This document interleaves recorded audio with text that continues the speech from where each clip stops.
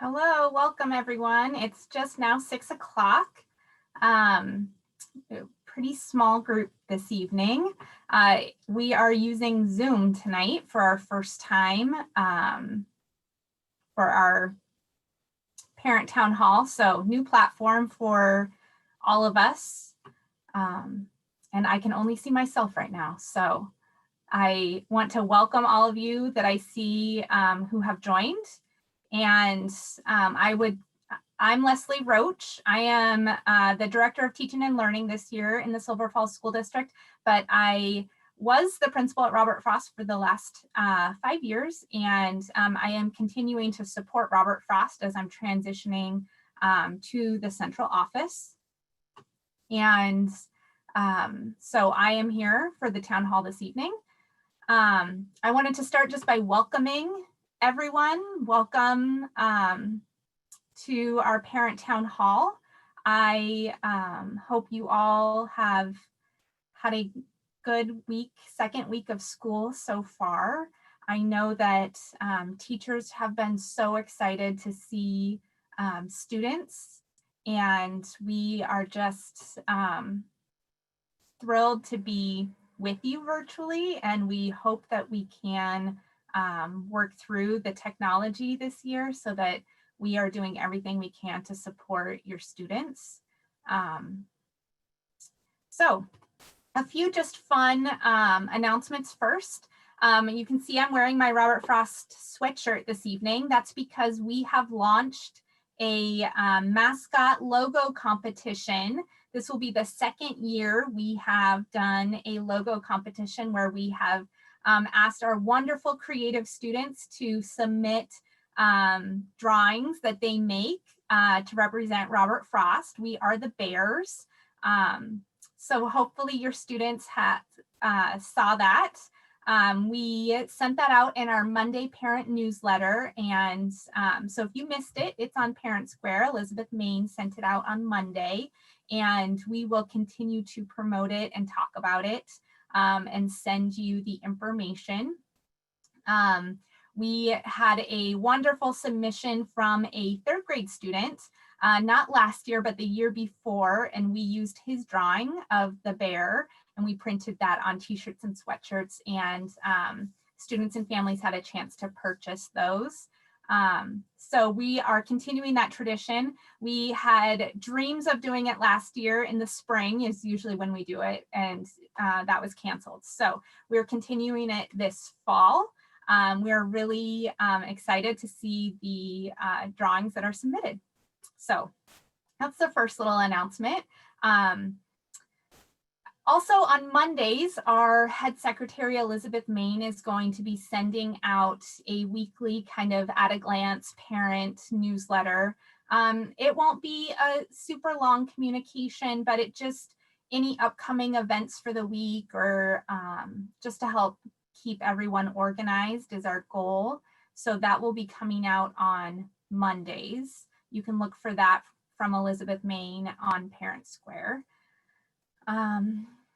A few other upcoming events, the 16th and 17th, so next week is Picture Day, and we will have a little tent set up outside of Robert Frost so that families can drive through and your student can hop out and get their picture taken and then hop back in the car. And we are really excited about that. We have a wonderful group of parents that work on a yearbook usually every year for us with our PTC, and we love to have everyone's picture in the yearbook. So it's really important to us that all of our students and staff get their picture taken this year so that we can continue that tradition. That information also went out in Elizabeth Main's Monday Parent Square newsletter, and we'll continue to send that out again for you. And then another really fun thing that's going on at Robert Frost this year is this is actually the 50th year that Robert Frost has been open. And it's a really fun time at the school. We had hoped to do some in-person celebrations, but we are hoping to gather some community and parent memories or photos or stories that we could be sharing throughout the year this year. 50 years at our school. So it's a really fun experience at Robert Frost, 50 years in the making. So those are my Robert Frost announcements for you all. And I believe at this point, I would like to hear from you if you have questions that I can answer. And I think that you can submit some questions in the chat if you have them.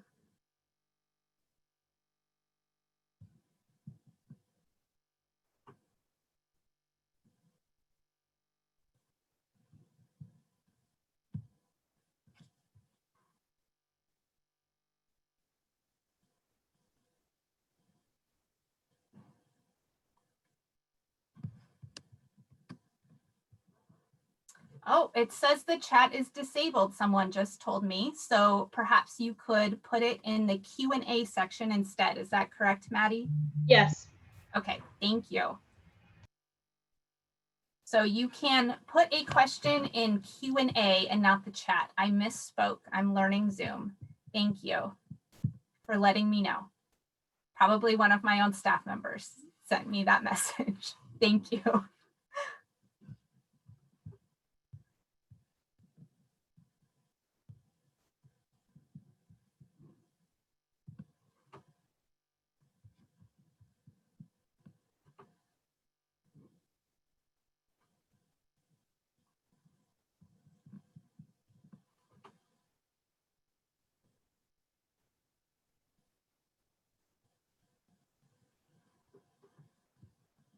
Okay, well, this is going to be a very short town hall if there aren't any questions. So I'm just going to give you guys another minute or so to submit a question in the Q&A if you have one.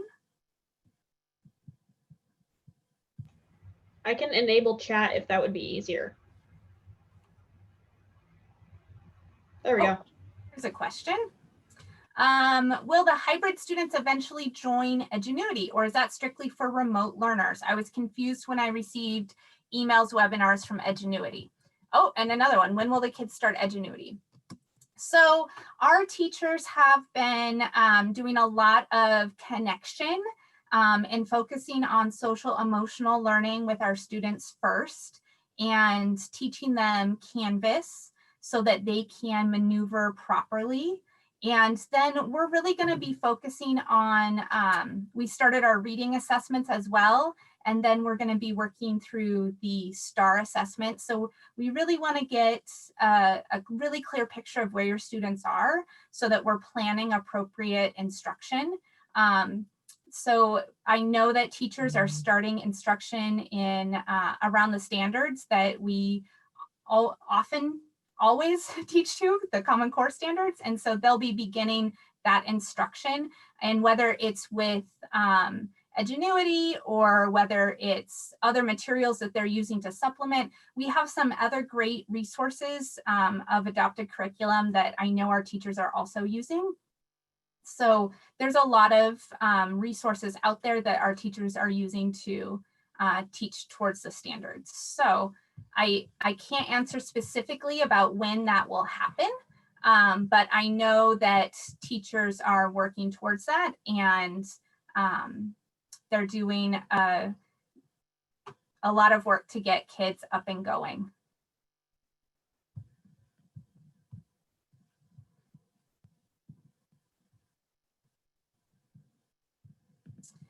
Great question. Will all the kids start at the same level, or will they test into different levels? They potentially will be in whole group lessons where a teacher is delivering live instruction perhaps, and then they could be assigned work at a particular level. Many of our teachers use small group instruction in reading and in math, so that kids can be grouped with peers who are often near their reading or math level, and to really challenge them at the appropriate level. So it could be possible that they're starting at their own independent level in Edgenuity or in whatever resource or curriculum that teachers are using. And then another question, is it okay for students to begin working in the given workbooks or wait for the teacher? I would definitely check in with your teacher to see if there's things that they can work on in the workbook.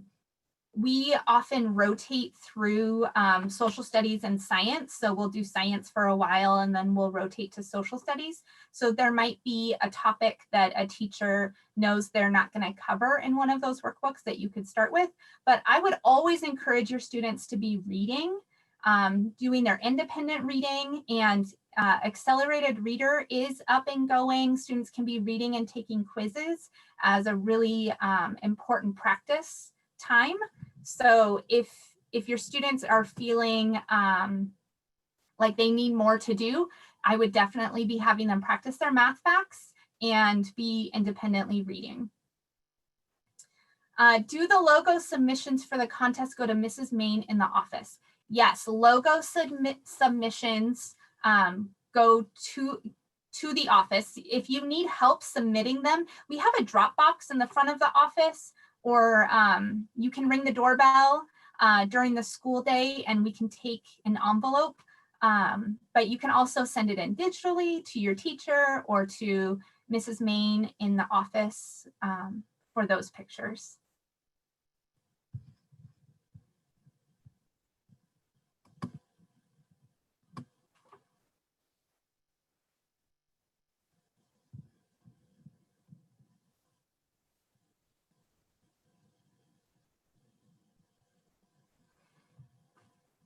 Other questions I can answer. Do teachers notify children early if they are missing assignments and prior to reaching out to parents? I think teachers are going to be in pretty close communication with your students, just like they would when they're in person. In their live sessions, they're going to be talking about work or missing work or what students should be working on, but they'll also reach out to parents. I know it's really hard in this virtual world. Parents, you are the home learning coach and you are wanting to make sure your student isn't falling behind, but we are really focused on growth at the elementary level and less about making sure all of those daily assignments are done. And so your teacher may be working differently with your child than with their peer. So it's really important that your students are following what their teachers are asking them to do. And if you need more help with that, I know that they would be happy to communicate with you about that. What happened to Ed John? So the district had made some leadership changes at the district level, and Mr. Ed John is currently at the high school, supporting the high school as the principal there. And Scott Drew, our superintendent, did send out a communication about that last week. I think it was last week. The days have started to run together. But I'm happy if you email me, I'm happy to find that for you and send it to you again.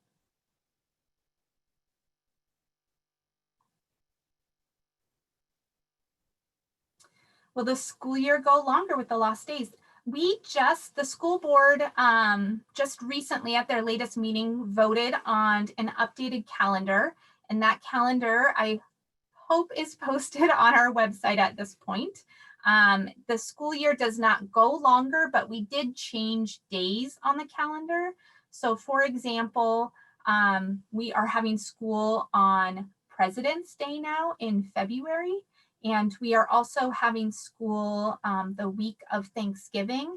Usually those are no school days and it's parent-teacher conferences, but we decided to turn those days into instruction days so that we could make up the lost days due to the wildfires. So we have changed days in the calendar so that we have more instructional days without adding days on in June.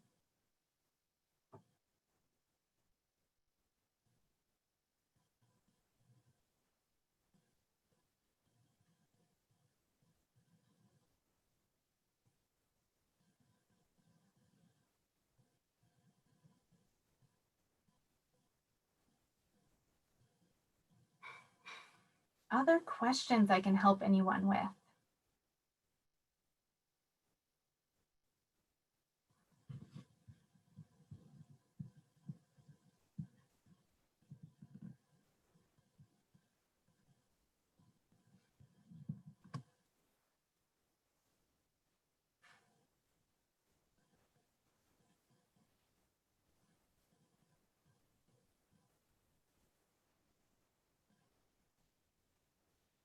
If you have a question that comes to you later, please feel free to reach out. You can email me directly. You can reply to one of my parent squares. You can reach out to the front office by calling our phone number. And I know that your student's teacher is always available as well. So if you have questions and you're not sure who to ask, reach out to any of us and we would be happy to answer your questions or talk with you.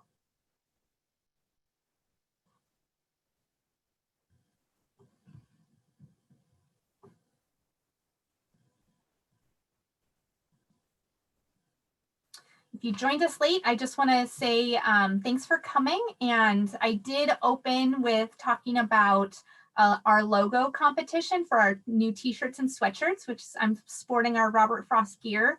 We're doing a logo competition with students so that they can submit drawings that represent Robert Frost, we're the bears, and then we will print that drawing onto t-shirts and sweatshirts that will be available for purchase.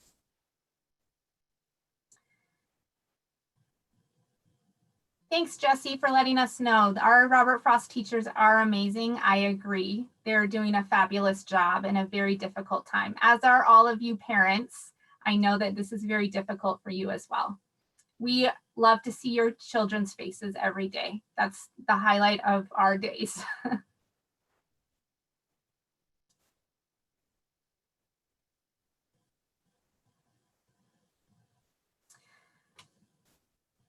If anyone else has questions, I'm happy to keep answering them, but I don't have any other new information to share. So if you want to go about your evening, feel free. Rachel just sent a question. The shirts will be available. Usually we have a paper order form. That has been our tradition, but we will figure something out so that you can purchase them this year.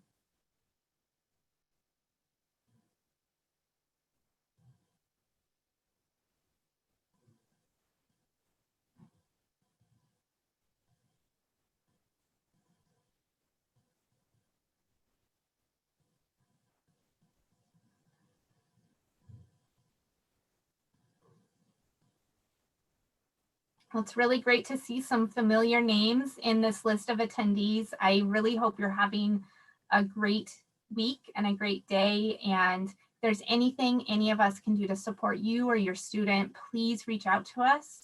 We know that this is a very trying time and we all want to do our best to support each other. Thank you so much for coming this evening. I hope that we're able to connect soon. And have a great evening.